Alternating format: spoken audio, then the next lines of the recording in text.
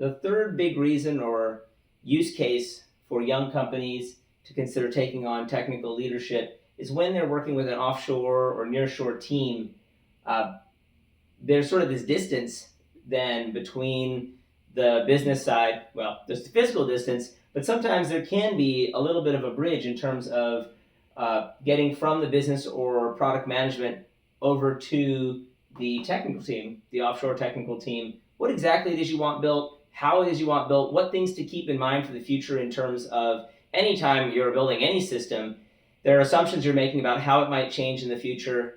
And it might not be clear to an offshore team like, oh, those are the doors we really shouldn't close because the next customers might have those needs.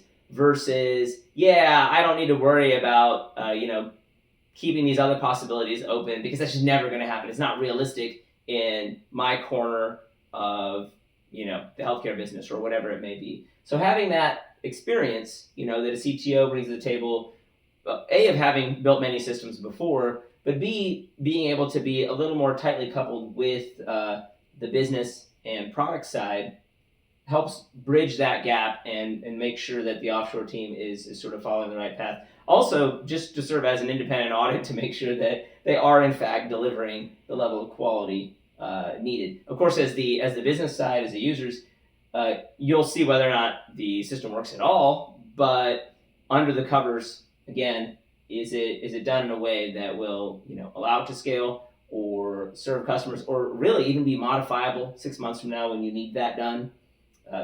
That's what a CTO can help manage relative to an offshore team. And what we found in our experience, I would say in the last year and a half with Fraction, is that injecting a little bit of CTO overlay on top of an offshore team can greatly increase the velocity with which that offshore team moves. So it's kind of what I would call this is, a hybrid, because you've got some tech capability onshore in terms of, say, a CTO or tech leadership, and then the bulk of the work is being done offshore.